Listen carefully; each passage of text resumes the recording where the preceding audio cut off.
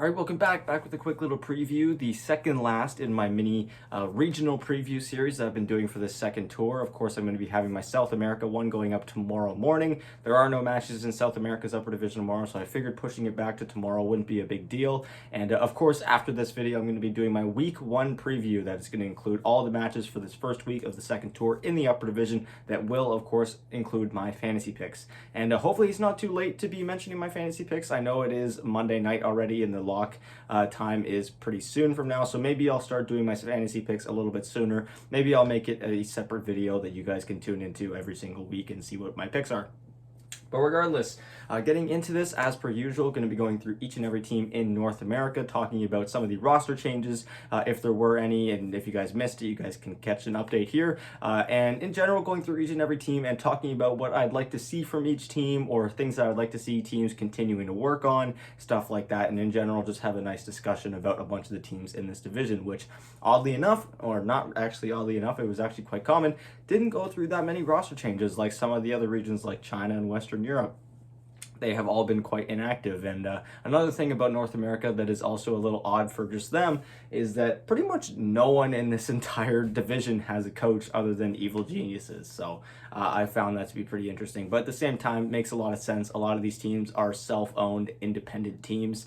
So it's pretty tough to justify having a coach when you're already not making that much, but you also don't have an org that is willing to supply one for you. So we'll see if TSM ends up picking one up. I know we've been seeing Fly kind of walking around in their studios, but there has been no announcement about why that was yet. So we'll see.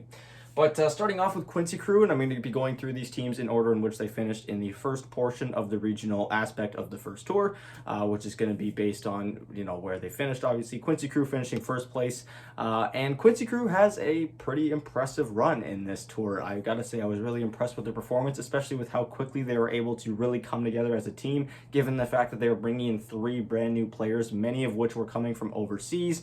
Kezu coming in as a captain for this team has really made his mark. I've said it once, I've probably said it 1,000 times at this point. My one problem with Quincy Crew at TI-10 was their teamfight coordination, their strategies really fell apart when they were playing against some of the best teams in that whole tournament. And with bringing on Kezu, you can really see that the team is really playing all on one page. They've got their strategies ready, they've got really well executed drafts, and they're able to play them at their best. And it's been a fun treat. They did falter a little bit in those regional finals. They failed to make it to the grand finals after getting knocked down by TSM.FTX to the lower division and then getting knocked out by Evil Geniuses. And in both of those series, there were some pretty one-sided games where Quincy Crew fell behind quite early and really struggled to come back into it, which is something that I'd really love to see Quincy Crew work on, because even though they finished first place in the actual regional portion of the tour, whenever they fell behind, they had a pretty difficult time coming back into the game unless they were playing against one of the weaker teams in the division, like Black and Yellow, like Simply 2Base, like Arkosh. And even then, they dropped a game to Black and Yellow, which was pretty incredible. But other than that, other than the fact that sometimes they fall behind and really have a really hard time coming back into the game, I think that this has been a fantastic tour. Again, with how quickly they've been able to pull their roster together and play this well, I don't think there's a whole lot of complaints for Quincy Crew. They end off the tour with 300 DPC points, which sets them pretty far ahead of a lot of other teams after this first tour. So as long as they're able to keep this consistency, keep themselves in contention for the top 2 of North America, because of course, if we're going to be having a traditional major cycle, only 2 teams from North America are going to make it. They need to make sure that they are one of them. So we'll see how this next tour goes for them. Next up, we have TSM.FTX regional final champions in North America, and what a run it was. Really just dominant performances left, right, and center against some of the best teams, and even in the grand finals, even though that did go to 5 games, it felt like in the games that they lost, they were really just beating themselves, just making one fatal mistake at the worst point in the game, and just kind of throwing the game that they otherwise should have won. This could have easily been a 3-0 for TSM up against Evil Geniuses in the grand finals, but to EG's credit, they capitalized on those mistakes and they made them pay for it. But regardless, they still get the win. They still showed that they've been finally able to beat Evil Geniuses more consistently and reliably than they ever have in the past. Of course, their first win against EG was at TI-10, and since then, they have beat them numerous times. And I think TSM.FTX is really starting to cement themselves as one of the powerhouses of the region, which is really exciting, not only because we have more fantastic Dota and another fantastic team in the region, but because, again, there are only 2 major slots from this division, and now we've got 3 powerhouse teams. So it's going to be really interesting to see who ends up not making it to the next major.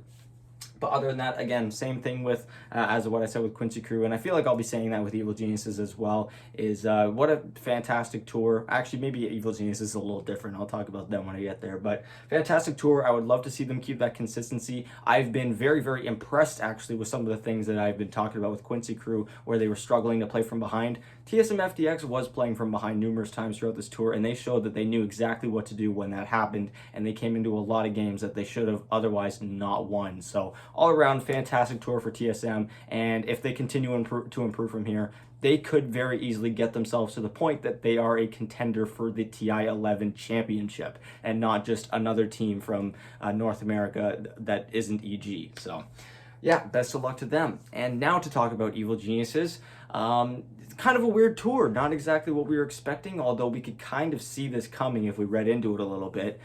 They had lost some of their star players like Fly and Ice Ice Ice, and I've already talked numerous times about Ice Ice Ice and the fact that, in my opinion, he was the MVP of Evil Geniuses for the past year. Just his versatility in the offlane, the ability to just play pretty much any hero and kind of just dumpster his lane, completely snowball the game out of control in EG's favor, I thought was super, super underappreciated. And so when he left the team, I thought it was a lot bigger of a deal than a lot of other people did. And bringing in players like Nightfall, who sure had a very fantastic run, finishing top 6 at TI, I thought was a pretty good move, although him changing positions did end up seeming to be a decision that ended up taking a lot longer to adjust to than I think we were expecting. And Jerax coming out of retirement. You know, it's nice and all to bring the 2-time TI champion out of retirement, and it brings a lot of hype. But again, he's been off for 2 years, and he's going through a minor position change, so he's not going to be playing at 100% capacity yet. And that's kind of what we saw. The start of the tour was pretty ugly for Evil Geniuses and all of their fans. Dropping series like to WildCard. In that series, I think WildCard was just playing very well, and Evil Geniuses wasn't really giving them enough credit. They kind of underestimated them there. They then lost a series to Black and Yellow, which was... I don't even know how they did that, because Black and Yellow, that was the only series that Black and Yellow won in the whole tour, and Black and Yellow was just a weird team. But either way, it was a terrible tour for Evil Geniuses to start. And then they put Nightfall on the sidelines. They brought in MSS to play the rest of the tour. Things started to get a lot better, a lot quicker. Evil Geniuses suddenly started to ramp up a ton of momentum, taking out some of the other top teams in the division, like 4Zoomers, like TSM.FTX, and like Quincy Crew, who they all had to play in the back half of the tour. But the question mark was always there. They were playing with MSS, and would this consistency continue when Nightfall made his return in those regional finals?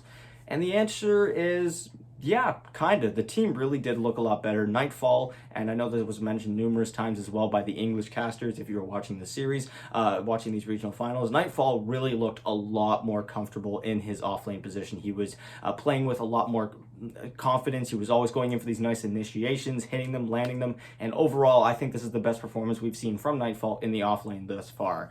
And so if this is any sign of indication of where Evil Geniuses is going to be going in the following tour, then that's good news, because they are on the upward trajectory right now. They may have lost those grand finals, but they were playing against a very, very hot TSM.FTX. And as long as they're able to just get themselves into the top 2, they will be a major team, and they will be in contention for that title always, because it is still Evil Geniuses, it is still Abed, it is still Arteezy. And I said this in my Southeast Asia preview, Bulba, now that meepo is a hero, you have one of the best meepo players in the world on your team. If I don't see any meepo, I'm going to be pissed. I'm a meepo fan. You can hate me for it. I don't care. I just want to see some meepo. It's been way too long. I know Alacrity played it in the last tour for Southeast Asia in the lower division. I think he played it twice, and it looked pretty good both times, but of course meepo wasn't even meta back then. Anyways, I'm getting sidetracked. Just pick meepo, please. Okay, all right, so now moving on to the 4th team in this division. Very, very suitable, very fitting for their name, as they've been 4th place pretty much everywhere for the past couple years, ever since they were formed, and that is 4Zoomers, consisting of Costabile, Gunner, Moose, Z Freak, and Husky. No roster changes as of right now, and no coach. Again, no coaches across the entire scene other than Evil Geniuses and Bulba.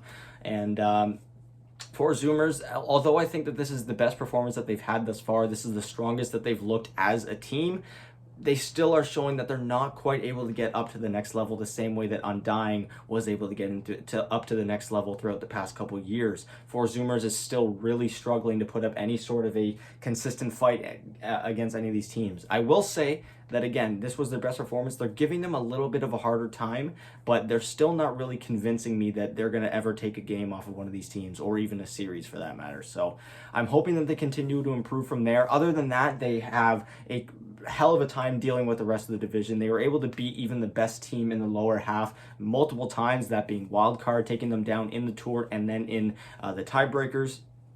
But we'll see if they're able to make that next step, and hopefully it ends up being an upward step and not them falling down in the rankings. As again, 4th place, 4Zoomers, very fitting, although that's not good enough to make it to a major, unfortunately. All right, next up, WildCard, finishing with 30 DPC points after the first tour. They were the 5th and final team to earn any DPC points in the region, and I thought this was a pretty solid tour from WildCard, and I'm quite frankly very excited to see how they end up doing in this next one. They do have a pretty tough matchup starting things off against Quincy Crew tomorrow, so that's going to be a pretty difficult test for them. But all in all, they showed that they were also one of those teams like 4Zoomers that was able to consistently beat the weaker teams in the division, even taking a series off of Evil Geniuses, who sure maybe weren't playing their best Dota, but at that point that's when you have to capitalize on it the most, and they did. And at the end of the day, with how rough that their tour started, again, I've talked about it a few times, that first series that they had against TSM.FTX, where we had Sammy Boy playing his new position, and this was a whole new brand new stack of players. It was a really rough series, if I'm being honest, but to their credit, in the next few series, they picked up a bunch of really nice wins, and they quickly earned themselves into the 5th place position, which, again, doesn't seem all that great but when you've got 3 teams that are complete powerhouses in the region, I think getting as close to 5th is pretty solid for a first tour. And again, I'm hoping that they can improve from here, and I'm very excited. Again, no roster changes for these guys, which means that they should be feeling pretty confident about this. Following that up, we have the last team that has actually stayed in the upper division from the previous tour. We have Simply 2Base, who narrowly escapes relegation by picking up a couple wins right before the end of the tour. Regardless, though, they do finish with 0 DPC points because they finished 6th place. But other than that, again, avoiding relegation, at least you are now still in contention for a major spot. Doesn't seem very likely, but they do make some roster changes, which means that there's maybe something to look forward to. They bring in Bloody Sky to play in the off lane, previously having Lil Nick, who has since left the team, of course. The Bloody Sky, funnily enough, actually previously played on Ivy, which is a team that just made it through the open qualifiers for the lower division in Western Europe. But he is no longer on that stack, and so we'll see how he does on this new Simply 2Base squad. Again, if these guys are confident in staying together for now, then that's fantastic. But after what we saw from the last tour, we're going to need a little bit more consistency from them. I think drafting has really been an issue for them. They haven't really been able to get themselves any sort of advantage reliably through the draft, which typically when you are a team of players that aren't as strong as some of these other teams here, you have to try to beat them in the draft, whether that be through cheese strat or just picking a strategy that you know how to execute very well. It seems like Simply 2Base just really needs to start cementing that a little bit more, and maybe we'll start to get some better results. Again, beating these top 3 teams is going to be incredibly difficult, but I think that taking down teams like 4Zoomers and WildCard is something that is completely within their range, and we'll see how they do. All right, now moving on to the final 2 teams in this tour's upper division. We've got the 2 teams coming in from the lower division from Tour 1, 2 teams of which that looked fantastic. Although for the Cut, which is the first team of the 2 that I'm going to be talking about, this is not their first time making it through the lower division and then back into the upper division. They did this actually in the final tour of the last season, and it went pretty terribly. They went 0-7, again, after having a very dominant performance in the lower division, which is what they've just had. So for them, they're hoping that history won't repeat itself, but at the same time, they did make a substantial amount of roster changes in coming into the upper division this time around, which is not even something that they did last time. They hold on to their mid and their hard carry, Scourge McDuck and Kits.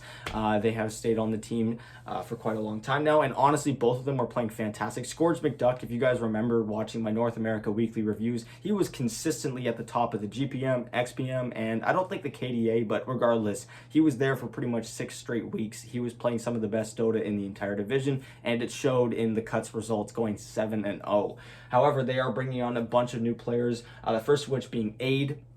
Next up, B-God and Overloam, and I actually wrote this down just so I wouldn't remember, but both B-God and Overloam are both coming from 5 Forstaff, which is another team in the lower division right now that had a pretty okay tour, definitely not as dominant as this one, but they still did have a reasonable amount of success, so it's not like they picked up a bunch of randos that were on a team that was not really doing all that great. They did pick up some pretty solid players, and in fact, B-God used to be on this team. I believe it was B-God, maybe it was Overlom. One of these two ended up actually being on the team around last year from between after Tour 2 and leading up to TI. They played on the team for the qualifiers. And Aid is a completely new player, and he has not been on the team yet. So we'll see how this season goes for the cut. Again, let's hope history doesn't repeat itself, and best of luck to them. This is a pretty tough division, but not when it comes to making it into the middle of the pack, but just getting anywhere near the top is incredibly difficult.